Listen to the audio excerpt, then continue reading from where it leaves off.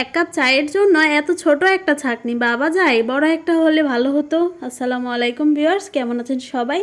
আলহামদুলিল্লাহ, আমরাও অনেক অনেক ভালো আছি। সকাল থেকে ভিডিওটা শুরু করছি, নাস্তা বানাতে চলে আসলাম। কালকে পিঠার ব্যাটার বেশি হয়েছিল, তাই ফ্রিজে রেখে দিয়েছিলাম, আর তা দিয়েই আমাদের নাস্তা হয়ে যাবে। এখন চা বানিয়ে নিচ্ছি, আর এক কাপ চায়ের জন্য এত বড় একটা ছাঁকনি, ছোট ছাঁকনি খুঁজে পাচ্ছি না, কোথায় জানি ফেলে দিয়েছে, তা আমার ছেলেই জানে। এখন আপাতত কাজ চালে, পরে দেখা যাক ছোটটা কোথায় আছে। আর দুধ চা তো আমার বরাবরই পছন্দ। ওয়াসি আজকে এখনো ঘুমোচ্ছে, তাই আমি কাজগুলো একটু করতে পারছি, দেখি কতটুকু করতে পারি। বাজার থেকে মাছ আনার সময় এগুলো কাটা হয়নি, তাই আমি ফ্রিজে রেখে দিয়েছিলাম।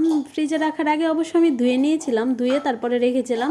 আর এখন আমি ভিজিয়ে নিচ্ছি। ওয়াসি উঠে গেছে, আজকে মাছগুলো কাটতে পারিনি, দেখি কি করতে পারি। আর এই যে সে মাছগুলো দেখে বলছে মাম মাম, আর ও পানি আর মাছকে একই বলে, যে মাম, পানিকেও মাম বলে, মাছকেও মাম বলে। অল্প অল্প কথা শিখছে, তেমন কথা বলতে পারে না, তবে সবকিছু বুঝতে পারে কোনটা কি। কথা এখনো ফুটেনি ভালো করে। আর একটা বাচ্চা কখন কি বলে সেটা কিন্তু তার মাই বুঝতে পারে খুব ভালো করে। এখন মাছগুলোকে আমি কেটে নেব, সে কিন্তু আমার পাশেই বসে আছে আর দেখছে আমি মাছটা কিভাবে কাটছি। ঘুম থেকে উঠেছে, একটু ঘুম ঘুম ভাব, মনটাও তেমন ভালো না, বারবার কোলে উঠতে চাচ্ছে। এখন মাছগুলোকে আমার তাড়াতাড়ি কাটতে হবে, নয় মাছগুলো নরম হয়ে যাবে। আর মাছগুলো কেটে তারপর ওকে আমি নাস্তা খাওয়াবো। ওর জন্য আগে থেকে ডিম পুষ করে রেখেছি, কারণ আমি মাছ কাটলে তারপরে আমি এগুলো করতে পারবো না, আর ও কান্না করবে। যেদিন তাড়াতাড়ি ঘুম থেকে উঠে যায় সেদিন আমার কাজ করতে একটু সমস্যা হয়। এই যে ওকে নাস্তা খাইয়ে তারপর আমরা চলে আসলাম আবার দুপুরে রান্নার জন্য সবজি কাটবো। রান্না যতটা সহজ, কিন্তু রেডি করাটা কিন্তু তার চেয়ে বেশি কঠিন। আমি সবকিছুই রেডি করে নিচ্ছিলাম, আর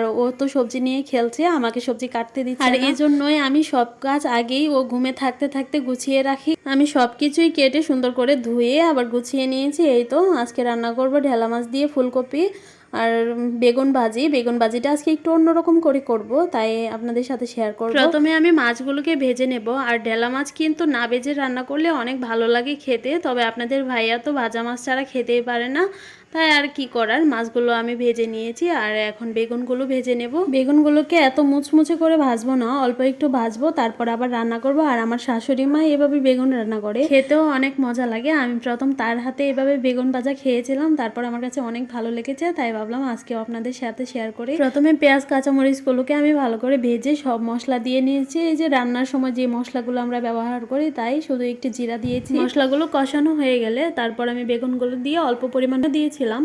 পানিগুলো শুকিয়ে যখন বেগুনগুলোর গায়ে গায়ে লেগে আসবে তখন আমি উঠিয়ে নিব। আর এভাবে কিন্তু বেগুন ভাজা করলে খেতে অনেক ভালো লাগে। আর কারা কারা এইভাবে বেগুন ভাজা খেয়েছেন কমেন্ট করে জানাবেন, আর খেতে কেমন হয় তাও বলবেন। আসলে কিন্তু অনেক মজা হয়েছিল আজকে বেগুন ভাজা।